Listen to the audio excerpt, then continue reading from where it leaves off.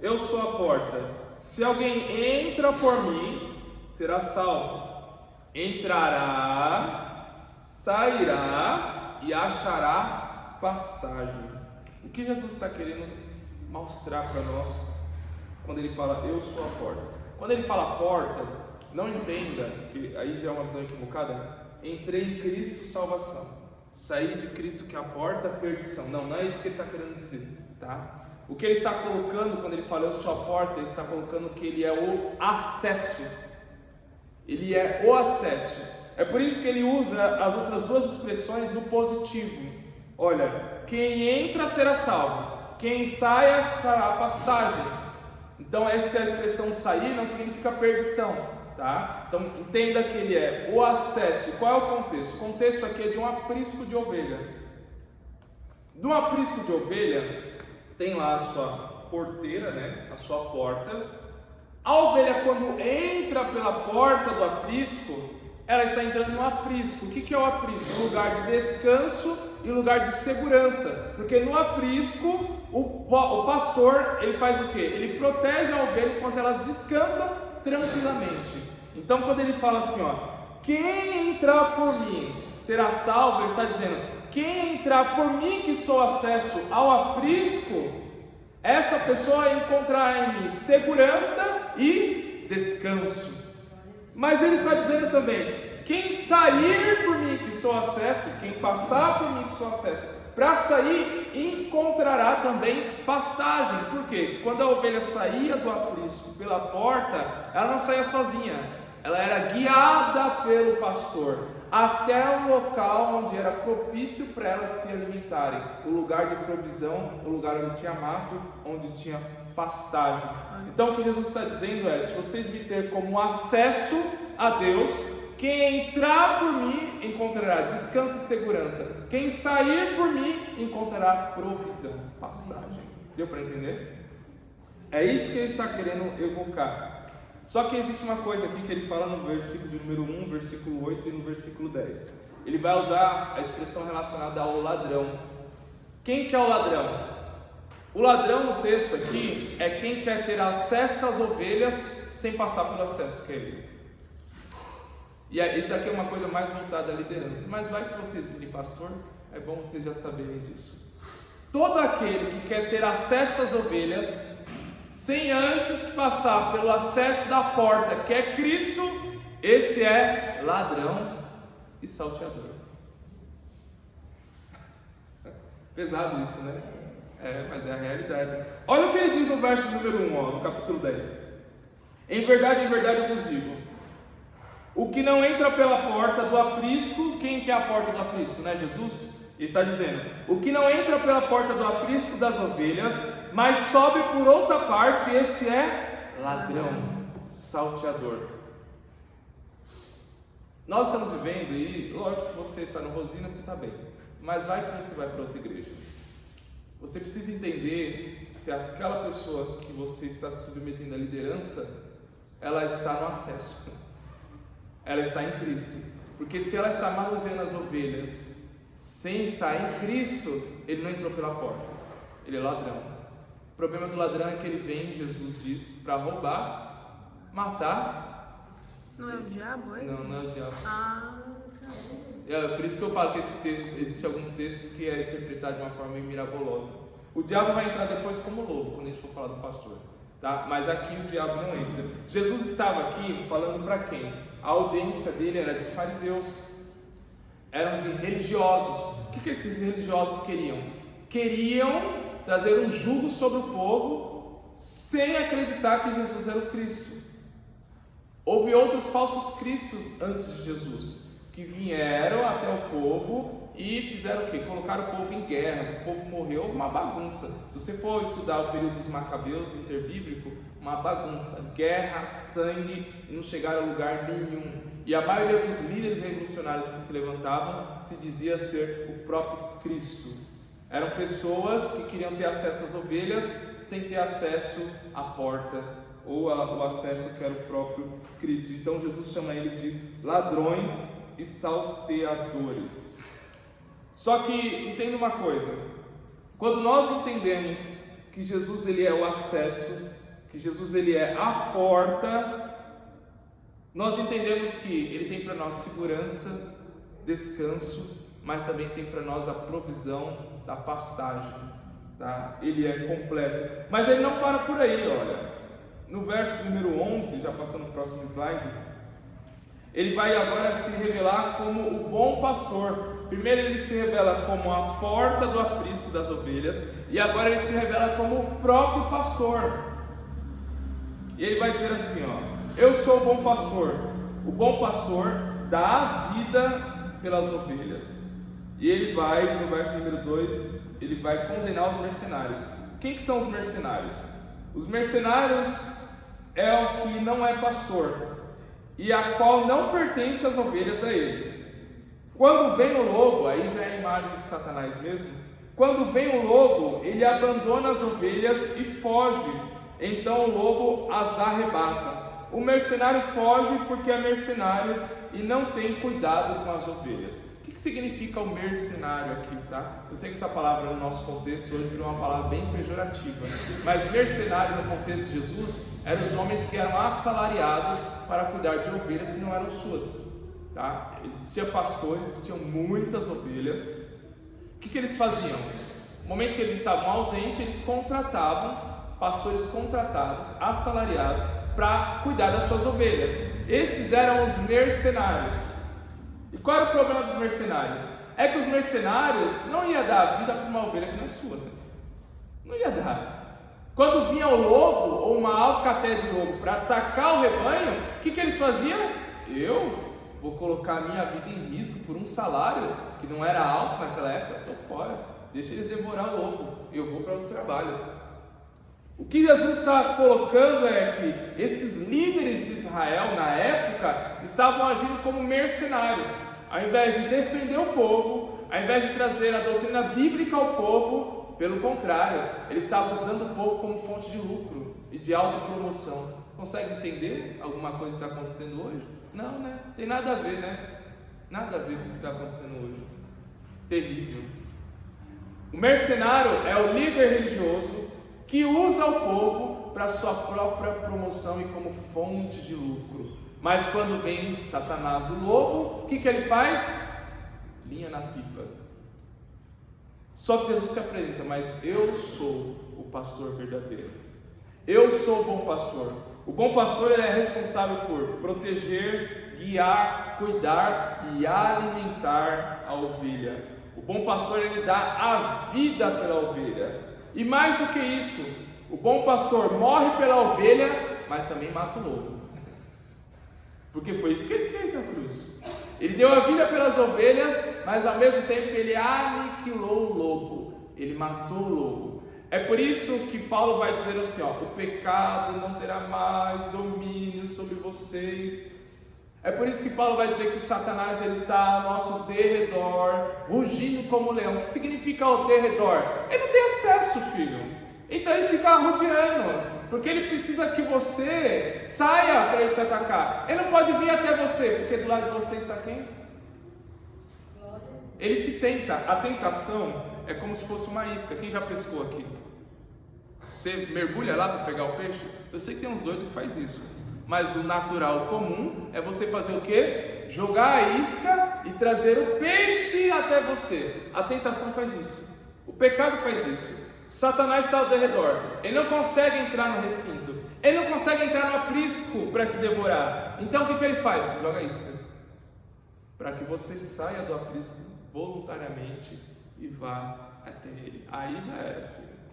Saiu do aprisco, game over. Mas enquanto você está no aprisco, Jesus é o bom pastor e ele está ali nos protegendo. Então a mensagem aqui, além de uma mensagem contra os falsos líderes religiosos, que são mercenários, que querem usar as ovelhas somente para obter lucro, e na hora de proteger, de cuidar, de guiar, de alimentar, eles dão linha. Além disso, Jesus está mostrando, mas se vocês acreditarem em mim, me conhecerem, andar comigo, vocês têm em mim uma proteção contra o lobo. Eu fico muito incomodado quando eu vejo pessoas que elas têm extremamente medo de Satanás. Eu fico muito incomodado. Eu falei, elas não conhecem o pastor. Não entenderam nada.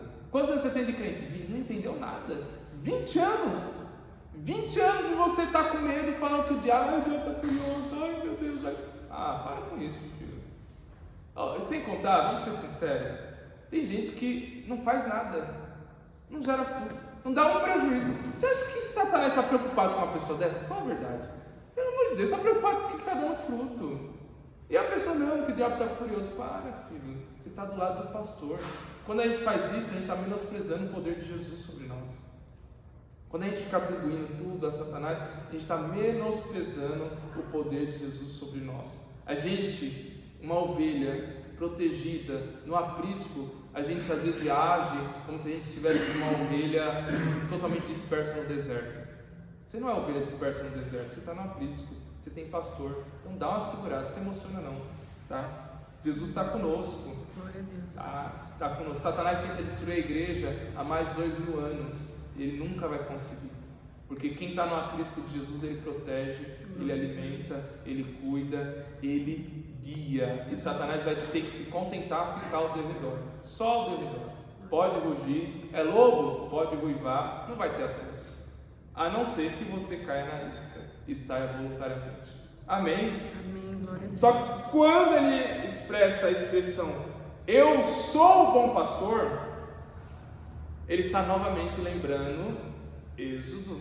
Porque lembra, quando o povo sai de Israel, ou sai do Egito, guiado pela terra do deserto até Canaã, eles estavam sendo conduzidos por Deus. Era como se Deus fosse o pastor conduzindo aquela multidão de pessoas como ovelha no meio do deserto. Tanto é que nações tentam guerrear contra eles. Os amalequitas tentam guerrear contra eles. Os amonitas tentam guerrear contra eles. Qual é a guerra que Israel perdeu no deserto? Nenhuma, porque eles tinham pastor no deserto. E o pastor guiou eles do aprisco, que era o Egito, até a terra prometida, que era boa pastagem.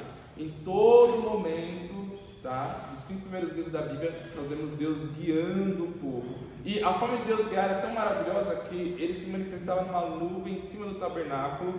Quando levantava a nuvem, eles tinham que levantar o tabernáculo e andar no meio do deserto. Quando baixava a nuvem, eles tinham que armar o tabernáculo e ficar naquele deserto. Aí você fala assim, meu Deus, era um negócio muito chato, né? Porque imagina, pega o tabernáculo, levanta o tabernáculo, desmonta o tabernáculo, monta o tabernáculo. Às vezes Deus levantava a nuvem 2 vezes no dia. E imagina o trabalho dos levitas sacerdotes. Se fosse eu, estava murmurando facilmente. Meu Deus, eu já montei esse troço aqui uma vez, vou ter que montar de novo, depois de andar não sei quantas horas aqui nesse deserto. Só que entenda, nesse trabalho de armar o tabernáculo, desarmar o tabernáculo, era Deus livrando eles dos seus inimigos, dando percurso para eles onde eles teriam paz. Era Deus guiando eles como pastor. Glória a Deus. Você entende? Às vezes Deus vai falar para você, arma o tabernáculo, desarma o tabernáculo. Arma o tabernáculo, desarma o tabernáculo. Agora espera 10 dias, desarma o tabernáculo. E você vai falar, já estou de saco cheio. E mal sabe você que é a forma de Deus usar para poder te conduzir em meio ao deserto. Ele está sendo um bom pastor. Quando ele evoca o eu sou, ele está lembrando isso. Lembra que o eu sou guiou vocês do deserto até a terra prometida? Então eu também sou o pastor que vai guiar vocês até o bom aprisco do Pai. Estão comigo até aqui? Amém. Tá fácil ou tá difícil? Quem acha que está complicado? Levanta a mão aí. Não pode mentir, porque vocês são crentes, viu? Vamos passar para o próximo slide então. Esse daqui eu confesso que já é um pouco mais complicado, então dobre e redobre a sua atenção, tá? Nós estamos no meio de uma cena onde vai acontecer a ressurreição de Lázaro.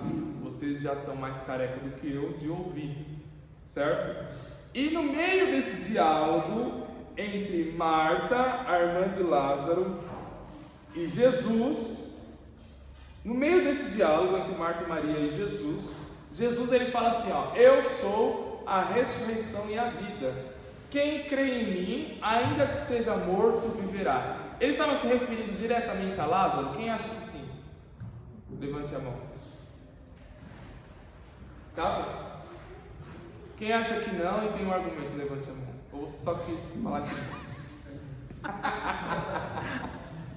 Porque, ó, veja bem, se ele estivesse se referindo a Lázaro, seria uma expressão generalizada. Ó, quem crê em mim, ainda que seja morto, viverá. Significa que todo aquele que estava morto, se tivesse alguma esperança messiânica, também iria ressuscitar no corpo. Então ele não está falando literalmente da ressurreição de Lázaro, quando ele fala isso para Maria. Ele está falando de uma ressurreição que é unicamente espiritual.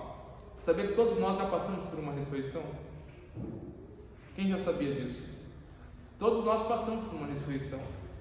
Repare que ele está no meio de uma ressurreição que ele vai fazer do corpo, mas ele anuncia, em meio a um diálogo de uma ressurreição do corpo, uma ressurreição espiritual. Nós temos aqui duas ressurreições. Uma do corpo, que vai acontecer com Lázaro, efetivamente, e uma ressurreição espiritual que ele está pré-anunciando. Essa ressurreição espiritual aconteceu com todos nós quando nós passamos pelo processo de regeneração. Abra aí comigo em Efésios capítulo 2.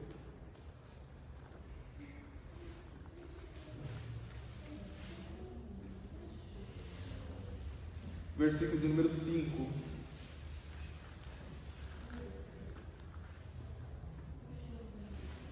Efésios 2, versículo 5. Olha o que diz o texto. Estando nós mortos em nossos delitos e pecados, Ele nos deu a vida, ou seja, Ele ressuscitou. Se a gente estava morto, Ele nos deu a vida, ressuscitou.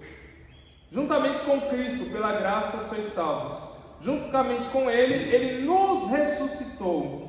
A expressão aqui está no presente, ou seja, Paulo está falando de uma ressurreição que já aconteceu nas nossas vidas. Então repare, na ressurreição do corpo de Lázaro, ele anuncia uma ressurreição espiritual. Por que Jesus ele usa esse ensejo da ressurreição do corpo que ele ia fazer em Lázaro para anunciar uma ressurreição espiritual? Porque ele queria pré-anunciar, já deixar anunciado uma ressurreição futura, onde nós teremos um corpo glorificado. Então, quando ele se manifesta dizendo, eu sou a ressurreição e a vida, no meio de um diálogo da ressurreição de Lázaro, ele está falando assim, ó, hoje eu ressuscito Lázaro no corpo. Após a minha ressurreição, eu vou ressuscitar vocês dos pecados. Mas na minha segunda vinda, eu vou ressuscitar vocês com um corpo glorificado. É a ressurreição em toda a sua completude. Existem pessoas que passou e vai passar por essas três ressurreições. Tem gente que já morreu, Deus trouxe ele de volta à vida, mas ele era convertido, já tinha passado pela ressurreição espiritual, mas ele morreu de novo. Mas na vida de Jesus, ele vai passar agora pela terceira ressurreição. É muita ressurreição, né?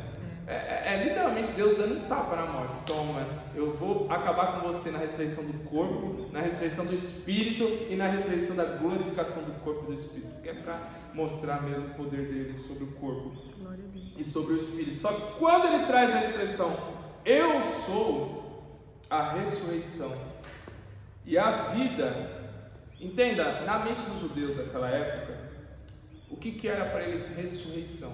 Na mente deles, quando eles olhavam o povo de Israel que adquiriu a terra de Canaã, enquanto esse povo de Israel eles estavam no cativeiro do Egito, escravo tem vida? Escravo não é pessoa. Escravo, ele é comparado a um objeto, ele não tem vida própria. Só que quando esse povo que não tinha vida, ou seja, era um povo que estava teoricamente morto, quando eles são tirados do Egito e levados para Canaã, ele agora em Canaã, eles vão viver uma liberdade, uma vida abundante. Então esse povo que estava morto como escravo, foram tirados da escravidão, guiados no deserto para uma nova vida de liberdade. Eles interpretavam isso como uma espécie de ressurreição. É por isso que quando Jesus ele vai falar sobre isso, antes ele usa a expressão eu sou. O mesmo Deus que tirou o povo lá do Egito num estado de escravidão, de morte, e levou o povo para uma nova vida em Canaã, esse mesmo Deus é o Deus que vai dar para vocês a ressurreição do Espírito e logo após a consumação, a ressurreição do corpo. Vocês aguardam isso, sim ou não? Glória a Deus. Deixa eu fazer uma pergunta aqui para vocês. Quem aqui aguarda o juízo final? Com esperança, levante a mão. Ninguém? Vocês estão de brincadeira? É sério isso? Vocês não aguardam o juízo final com esperança? O juízo final é uma das melhores coisas que vai acontecer na nossa vida, filho. Você fala, calma aí, Tarcísio, eu sempre tive medo desse negócio. Não era pra ter, né? Não era pra ter. Quer ser arrebatado antes e aí fica esperando as bodas do Cordeiro, o tribunal de Cristo. Deixa eu explicar para vocês o que é o juízo final. Para você entender o poder da ressurreição, você tem que entender também o juízo final. É isso. Vocês gostam de viver uma vida convivendo com as lutas do pecado? Do mal? O problema do mal na sociedade atinge você ou não atinge? Sim. Agora, quando é que o mal será aniquilado? Então, filho, e como que você não deseja o juízo final? Você quer viver no mundo mal, então? Porque o juízo final é o momento da história da humanidade onde Deus vai aniquilar o mal. Então a gente deveria vibrar com o juízo final e não ter medo. Porque o juízo final é quando Deus literalmente vai limpar todo o mal que existe no mundo. Certo? A questão do mal não é porque há o mal, mas até quando vai haver o mal. E até quando vai haver o mal é até Deus limpar o mal no dia do juízo final. E após o juízo final, nós vamos viver em um mundo restaurado, em um corpo glorificado, sem a presença do mal. Então você tem que desejar o juízo final. Primeiro porque você não vai passar, e porque também Deus vai lá aniquilar o mal. Deu para entender? Amém, glória a Deus. Não precisa ter medo não. Calma. Eu sei que é que nas igrejas tem muito terrorista, né? Tem um povo que é só Jesus na causa. E aí acaba que esse significado espiritual tão rico para nós acaba tendo uma conotação negativa. E não é negativa, é positiva. Eu quero estar lá, filho. Eu vou ser testemunha do juízo. Você vai ser testemunha. O próprio Paulo vai falar, vocês não sabem que vocês vão julgar os anjos. Vocês vão estar lá, filho, julgando eles. Jesus vai estar decretando e vocês vão estar como testemunha. Já foram no tribunal? Sim ou não? No tribunal não tem lá o juiz, o advogado e as testemunhas. Você vai ser a testemunha. Vendo o juízo final dos ímpios, Satanás, falso profeta e todas as hostes espirituais da maldade. Ficou claro isso? Glória a Deus. Agora vamos para o penúltimo. É o penúltimo? Deixa eu ver. É o penúltimo. Está acabando, calma. Só tem mais 1 hora. Tô brincando. Zoeira. Só tem mais 1 hora. Essa expressão é uma expressão bem conhecida nesse slide. Tá? Talvez seja aí o versículo bíblico mais conhecido da Bíblia, porém pouco compreendido. Uma vez eu comecei a pregar textos que são muito conhecidos assim, de decoreba, né? Mas pouco conhecidos no sentido de conhecer e interpretar ele. Esse é um deles. Parece ser simples esse texto, mas não é tão simples assim. Olha o que Jesus fala em João 14, verso número 6. Ele está dando uma resposta aqui a um questionamento de Tomé. Tomé está perguntando, tá, o senhor vai para o Pai, mas e aí? Que caminho é esse que o senhor vai, que a gente tem que andar? Que negócio é esse? Explique isso direito. Aí Jesus vai dizer, olha, eu sou o caminho, a verdade e a vida. Ninguém vem ao Pai, senão por mim. Parece ser simples, mas não é. O que Jesus está fazendo é, ele está colocando os discípulos dele na função de um peregrino. O que era um peregrino naqueles tempos? O peregrino geralmente ele saía de uma cidade onde ele vivia para vender as suas mercadorias, tá, em outra cidade. As pessoas naquela época eles viviam de comércio. Quem plantava, colhia e vendia aquilo que ele colheu. Quem era fazer artesanato também tinha que vender. Então eles viviam de comércio.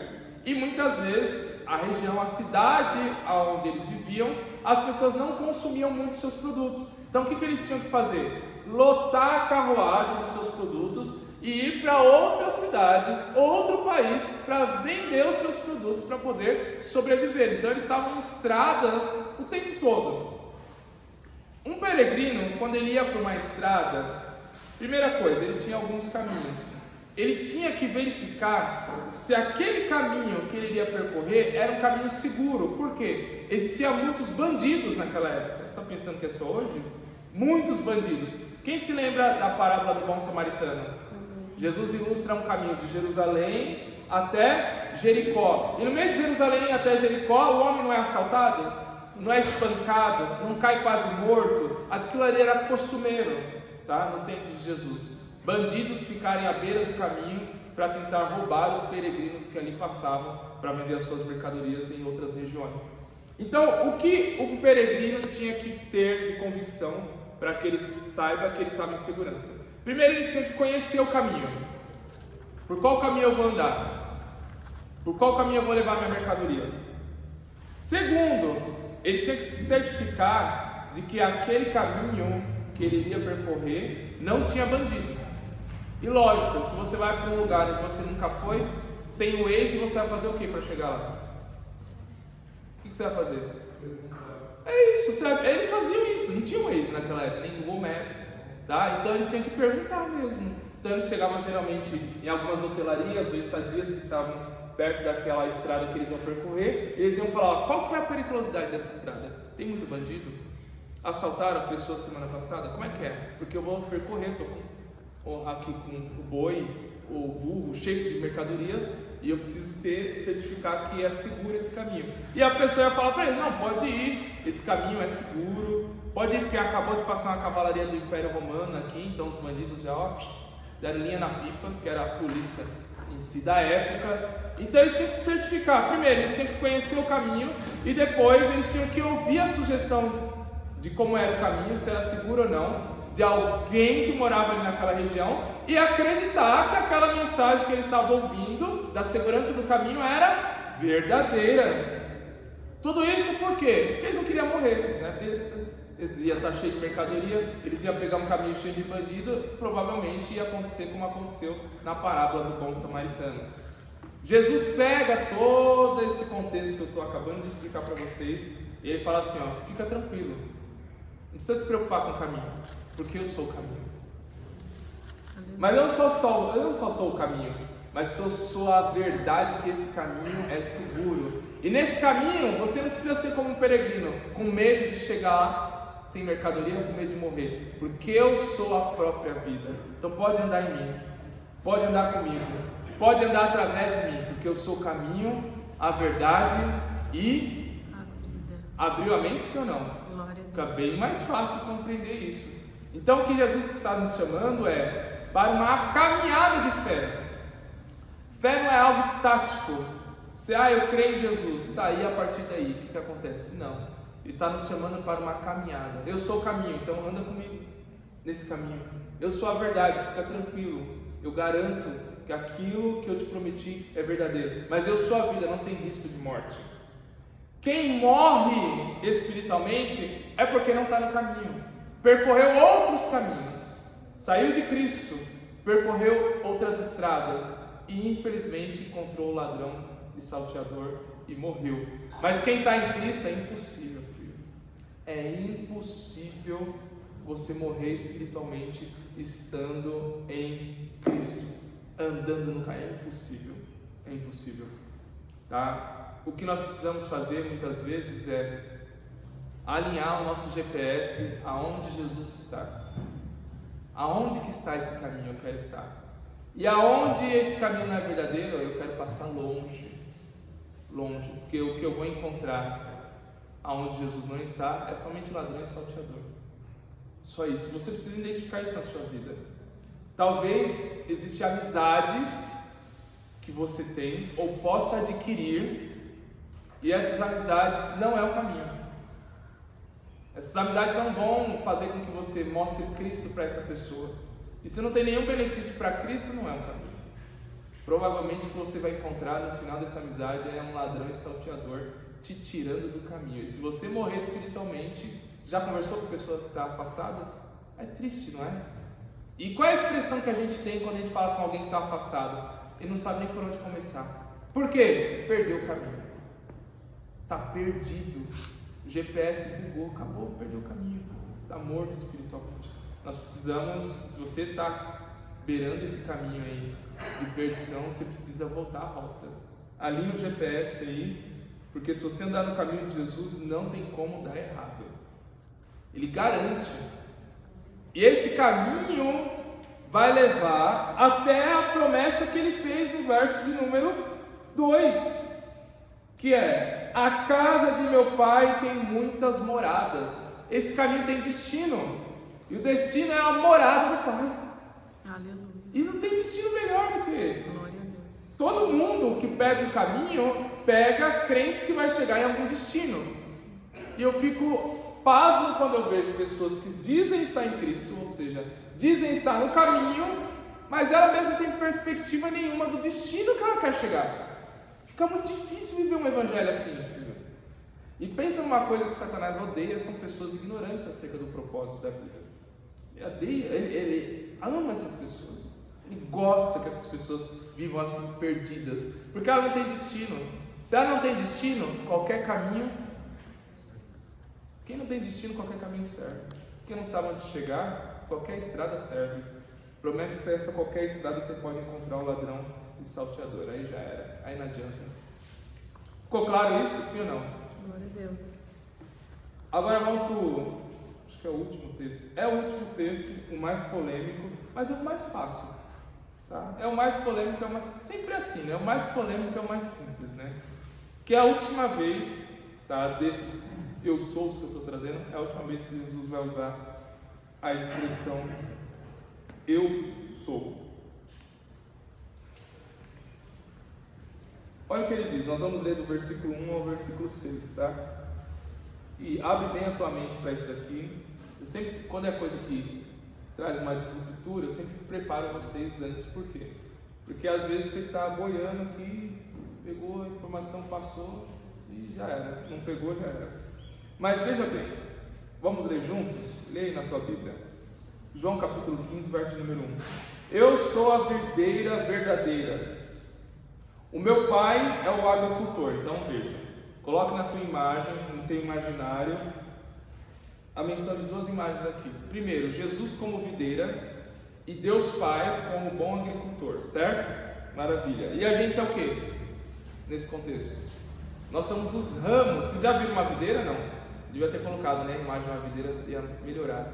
Mas uma videira tem várias ramificações, vários ramos ou galhos, tá? E tem aqui Jesus que é a videira, nós somos os ramos, e o Pai é aquele que cuida da videira, cuida dos ramos, o agricultor, certo? Olha o que ele diz agora no verso de número 2, preste bem atenção nisso. Todo ramo que estando em mim, ou seja, está nele. Quem é ele? A videira. Quem é a videira? Jesus. Todo ramo que estando em mim não der fruto, ele corta. O que você já ouviu falar sobre esse texto? Abre o seu coração. O que significa o Pai cortar o ramo? Pode falar, filho. Vocês estão com medo? Estão em choque? Eu não estou entendendo nada. Alguma coisa está acontecendo. Hã? O que significa o Pai cortar o ramo? O ramo é como se fala? O que não dá fruto, né? O que ele corta é o que não dá fruto. Então tira fora para não contaminar os outros ramos. Né? É isso que todo mundo e a metade do Brasil acha, mas não é isso que o texto diz, né? Veja bem, se a gente fala que o Pai pega um ramo que está em Cristo, corta por não dar fruto e joga no fogo, olha, você tem que tomar cuidado, porque talvez até você não está lá. Todo mundo aqui já passou por um período infrutífero, todos aqui. Então já era para a gente estar no inferno, ó. Ou você, desde quando você aceitou Jesus, você sempre deu fruto? Ah, falou, viu? Tá bom, conta outra. Todo mundo aqui já ficou infrutífero. Se fosse assim, nós já estaríamos perdidos. E seria uma incoerência, porque se você está em Cristo, você está em estado de salvação. Se você está em estado de salvação, como que o Pai tira você do estado de salvação e te lança no inferno? Não tem coerência nenhuma isso. Nenhuma. Deu para entender? E como que a gente resolve essa equação aqui? A expressão que está aí, cortar, ela pode ser traduzida como também levantar. A expressão no grego aqui, para cortar, o verbo cortar, é o verbo airo no grego, que significa levantar o que está caído no chão. Eu não sou botânico, tá? Mas vou explicar alguma coisa aqui do tipo. Uma videira sempre vai ter aqueles ramos que ela não tem muito nutriente. O que vai acontecer com esses ramos? Ele vai crescer caído e sem fruto. O que um agricultor faz quando ele vê que tem alguns ramos caídos que não estão dando fruto? ele levanta esse ramo, amarra com arame. Você já plantou alguma planta em casa? Não? Já cuidou de planta? Nunca cuidou? As mulheres hoje fazem até isso, tá? Hoje faz isso até hoje. Ele levanta o ramo, ele amarra no arame para que a circulação de vento seja maior e aquele ramo que estava desnutrido venha adquirir mais nutrientes. Então esse cortarmos, na verdade, a melhor tradução seria levantar. E ficaria assim, ó: todo aquele que não der fruto, o Pai levanta, para que ele venha adquirir mais nutrientes da videira que é Cristo e possa começar a dar frutos. Todo mundo já passou por esse processo. Eu já fiquei infrutífero e eu tive que ter a ajuda do Pai, para ele me levantar e eu começar a adquirir nutrientes de Cristo, que é a videira verdadeira, e pudesse passar a dar frutos. Todo mundo já passou por isso, tá? A melhor forma de adquirir nutrientes de Cristo é lógico, é conhecê-lo através da sua palavra, jejum e oração. É o beabá, mas é o beabá que é bem negligenciado hoje, né? Mas é o beabá. E aí o que acontece? Aquele que está sem dar fruto, que está caído, que está já quase no chão, que está fraco, o Pai levanta, dá o suporte para que ele venha adquirir nutrientes de Cristo, venha ser vivificado por Cristo e venha passar a dar frutos. E quem já está dando frutos? Diz o texto que aquele que já está dando fruto, ele limpa para que produza mais frutos. Esse processo é o processo que vocês conhecem, que é o processo de poda, tá? No processo de poda, existem duas coisas que podem estragar aquele ramo ou aquele galho. Quando aquele galho começa a dar muito fruto, o fruto pesa, é natural. Corre o risco de quebrar o galho. Então, para não quebrar aquele galho, vem o agricultor e corta o fruto. E tem um outro risco. Quando começa a dar pouco frutos, mas começa a dar muita folha no galho, as folhas também vão pesar o galho. Então o que o agricultor faz? Corta as folhas velhas para o galho ficar mais leve e continuar a produzindo cada vez mais frutos. A pergunta é: o que são as folhas velhas na nossa vida? Quais são essas folhas velhas? Vou te dar um exemplo de folha velha, tá? Se você não tem um ministério público, mas eu vou dar um exemplo de quem tem um ministério público, tá? A pessoa está lá e ela está dando fruto, está pregando, que é uma beleza. E isso é normal, tá? Cair nessa tentação. Prega num lugar, prega em outro, prega num lugar, prega em outro. E aí tem o povo pentecostal, ele é muito tendencioso a ser... É caloroso, mas chega até a ser um pouco idólatra, né? Porque quer levar o pregador como se ele estivesse num patamar de querubim, né? E aí o que acontece? A pessoa que está naquele ministério público, ela se acha, ela fala: eu acho que eu sou o cara mesmo, hein? Eu acho que o negócio aqui comigo é terrível. Eu acho que eu sou o cara mesmo. O que é isso? Qual é esse sentimento? Sentimento de folha velha. Esse é o sentimento de folha velha. Quando a pessoa está achando que ela é algo tal. Estou dando um exemplo, tá? Mas existem outros contextos que a gente pode aplicar isso. Mas estou dando um exemplo. Aí o que acontece? Na próxima vez que ele vai pregar, ele erra o sermão, dá branco, gagueja, sai da igreja sem ninguém falar com ele. Sabe o que é isso? Ó, Deus cortando as folhas velhas para que ele volte a dar frutos. Isso eu estou falando de um contexto, tá? Mas existem N contextos que Deus pode usar para poder te podar, para você baixar o pé, porque às vezes a gente fica... às vezes a gente não sabe ser abençoado até, ou a gente não sabe lidar com os nossos próprios frutos. A gente sobe na nuvem e fica numa atmosfera inatingível, né? Principalmente quando a gente erra. Pensa numa coisa: você já foi líder de alguma coisa? Quem já foi líder aqui? Seja na empresa, em qualquer lugar. Você já teve que lidar com aquela pessoa que sempre deu resultado, só que ela falhou, e você vai lá orientar ela, só que ela usa os resultados dela para não ouvir a sua correção. Sabe o que é isso? Folha velha. Cheio de folha velha. São as pessoas que acham que por fato de estar dando fruto, ela não tem que ser corrigida, ela não tem que ser reorientada, porque ela está levando muito em consideração o resultado que um dia ela já deu. Fruto Mas também é um fruto cheio de folha velha. E nesses momentos, o bom agricultor, o pai, vai podando. Só que em qual contexto, Tarcísio, está aqui os não crentes? Até então a gente está falando de crente, certo? Crente que está fraco, Deus levanta para que ele venha adquirir nutrientes da videira e venha começar a dar fruto. Crentes que já estão dando frutos para que ele não venha ficar soberba, Deus pega e corta as folhas velhas. E onde entram os não crentes? Como é que se inicia a vida de um não crente quando ele está ainda ligado a Cristo, a videira? Inicia-se quando o ramo ele começa a ficar fraco. Naturalmente ele vai cair. O que o pai vai fazer? O mesmo processo. Levanta, amarra com arame para ele adquirir os nutrientes da videira. Só que o que acontece? Chega um momento que vem a tempestade, o vendaval. O ramo que já está fraco solta da videira e cai no chão e seca. E é nesse contexto que vai ser o versículo de número 6. Olha o que Jesus fala no número 6. Se alguém não permanece em mim, será lançado fora, à semelhança do ramo, e secará. E o apanham e lançam no fogo e queimam. Aí sim é condenação. Então nós precisamos identificar em qual momento da nossa vida espiritual nós estamos. Se Jesus é a videira, o pai é o agricultor e você é o ramo, você tem que identificar se você é um ramo que está dando fruto.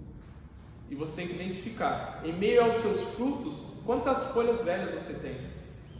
E ore a Deus, fala: Deus, estou precisando ser podado. Tem umas folhas velhas aqui para tirar. Ou se você é um ramo que está caído, sua oração deve ser: Deus, me levanta, me amarra no arame, porque eu preciso adquirir as virtudes da videira. Eu preciso de mais de Cristo. Preciso me aprofundar mais em Cristo. E se você é um ramo que está caído, está sendo levantado pelo Pai, tome cuidado quando vir os vendavais. Segura na videira, filha, porque se cair é muito difícil. Só se o Pai pela misericórdia enxertar de novo. Caso contrário, vai secar.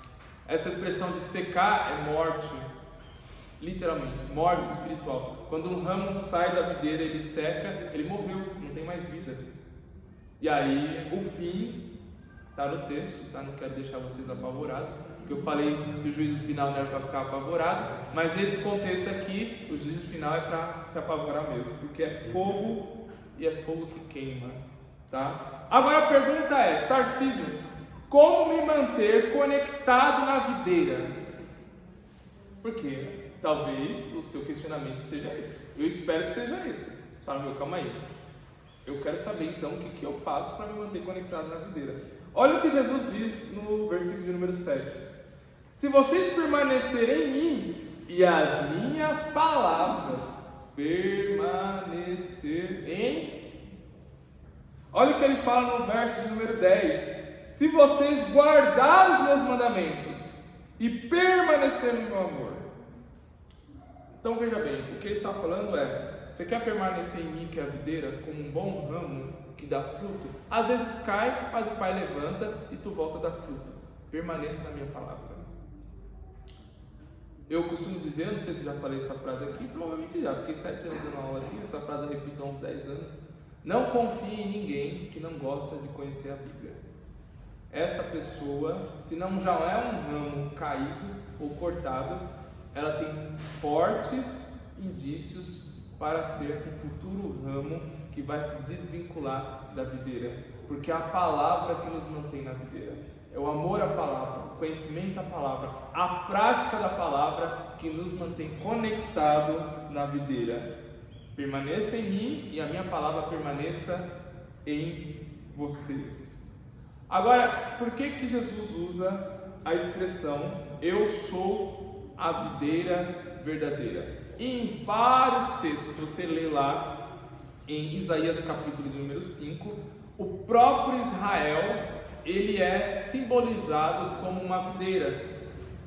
E o próprio Deus, o próprio eu sou, é aquele que está tentando manter a videira, tentando cultivar a videira, tentando fazer a videira dar frutos. Só que o capítulo 5 de Isaías vai dizer que quando Deus vai colher os frutos de Israel, os frutos de Israel são amargos.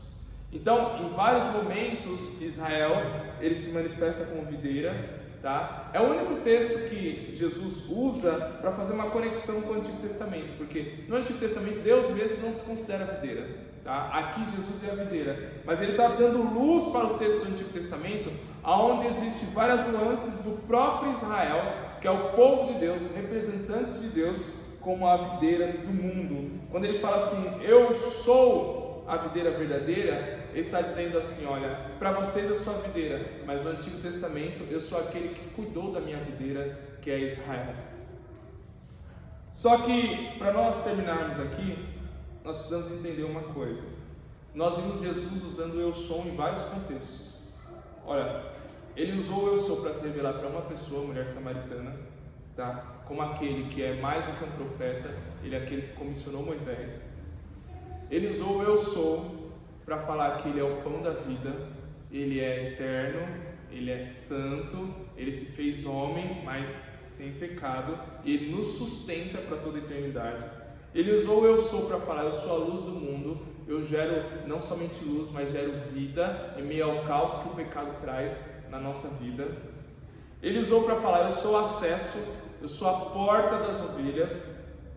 Ele usou também para falar assim, ó, eu sou o pastor que dá vida pelas ovelhas. Ele está dizendo, olha, não se submeta a um mercenário. Se você está em mim, reconheça que eu sou o pastor e se submeta a mim e não a mercenário. Ele também vai falar, olha, eu sou a ressurreição e a vida, dando uma nuance de esperança futura para nós. Mas ele está dizendo, eu sou o caminho, a verdade e a vida. Ele está mostrando para nós, apesar de a gente crer na ressurreição, esperar a ressurreição, tem que andar nele, que é o caminho. Mas ao mesmo tempo ele fala, eu sou a videira verdadeira. Não é só esperar a ressurreição e andar no caminho, mas é esperar a ressurreição, andar no caminho e dar fruto. Deu para entender a conexão? Eu tentei. Essa é a conexão de todos esses eu sous aí que o Evangelho de João traz. Em cada eu sou um ensinamento, em cada eu sou uma particularidade de Jesus. E qual que a gente tem que pegar? Todos. Todos nós temos que ler, entender, praticar e viver. Até o ponto que o eu sou que está no texto seja o nosso eu sou particularmente, certo? Seja o nosso eu sou particularmente. Eu espero que vocês tenham entendido, compreendido e sido abençoados. Amém? Tem perguntas? É possível que uma pessoa já esteja cortada da videira, lançada fora e não saiba? Água com gás? Não era para ser. Meu Deus do céu, eu vou morrer então. O negócio está borbulhando aqui. E não saiba. Então, veja bem. Já foi cortada, já foi tirada da videira, mas não percebe, não sabe. Sim, olha, existem algumas ilusões que as pessoas acabam caindo por falta de conhecimento, né? O que acontece? As percepções que nós temos de Jesus, às vezes, são percepções um tanto equivocadas. A pessoa acha que às vezes pelo fato dela estar no ambiente de culto, que a igreja em si é um coletivo de pessoas. Isso daqui que você está vendo é um ambiente de culto. Pelo fato dela estar no ambiente de culto, pelo fato dela estar vendo a manifestação de Deus no ambiente de culto, ela acha que isso é o suficiente para ela estar em um estado de salvação. Só que João Batista, ele vai batizar as pessoas. Antes do batismo, as pessoas confessaram os pecados. Quando elas se levantam da água, sabe o que ele fala? Raça de víboras. Quem induziu vocês à ira futura? Sabe o que ele diz? Se levantou do batismo, agora produza frutos dignos de arrependimento. O denominador que você tem para saber se você está no estado de salvação ou não, são se você está dando frutos dignos de arrependimento ou não. Eu tenho um amigo específico que ele tem várias tentações assim que assombra ele, né? E ele é pregador, então ele luta muito com isso. Só que ele luta contra, ele não se entrega e ele não cai também, né? Ele já caiu nesse pecado há muito tempo atrás, mas hoje ele nunca mais caiu, graças a Deus. E ele luta, só que ele é assombrado por esse pecado. E ele às vezes me liga chorando. Eu falei, meu Deus, o homem está parecendo um bebê. E eu falo toda vez a mesma coisa. Eu falo, você está lutando? Tô. Então você está mostrando fruto de arrependimento, filho.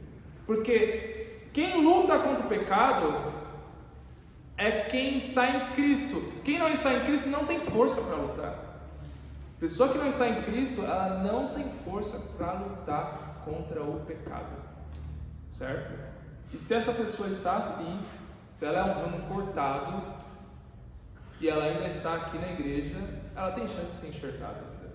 Dá tempo, tá? É só ela se arrepender, buscar a misericórdia de Deus, e Deus é poderoso para enxertar ela de novo na videira. Mas o denominador, Daiane, é se ela está dando fruto de arrependimento. Caso contrário, não vem dela. Mas é lógico, né? Deus não vai negar nada a ninguém. Tem gente que faz oração sincera até. O problema é depois que levanta da oração. A questão da oração, ser sincera, eu acredito. Uma pessoa que ora, e a gente conhece aqui contexto de pessoas, né? Que toda vez cai no mesmo pecado, é um looping gigante, né? E quando ele cai e ele vai orar, você vê sinceridade. Ai Deus, meu Deus. Você fala, meu, é sincero. Mas o problema é não ter essa sinceridade quando tu levanta da oração. Agora eu levantei da oração, agora sim eu vou fazer com que a mesma sinceridade que eu entreguei no choro, eu vou entregar agora de pé, caminhando. Aí sim, pode ter certeza que Deus não recusa coração quebrantado. Não recusa, de hipótese alguma, tá? Não recusa coração quebrantado. Então a questão não é orar sinceramente ou confessar os pecados em oração, é depois que você levanta. Depois que você confessar é bem tranquilo. Confessar um pecado diante da igreja é tranquilo, não precisa ter vergonha. A questão é depois, né? Depois da confissão. Tem alguma pergunta? Mais técnica? Cabulosa? Terrível? Tem aí? Das duas uma, eu costumo dizer. Ou entenderam tudo, ou não entenderam nada, ou vocês já querem almoçar. Tá? Mas eu espero que vocês tenham entendido, tá bom? Tenham entendido.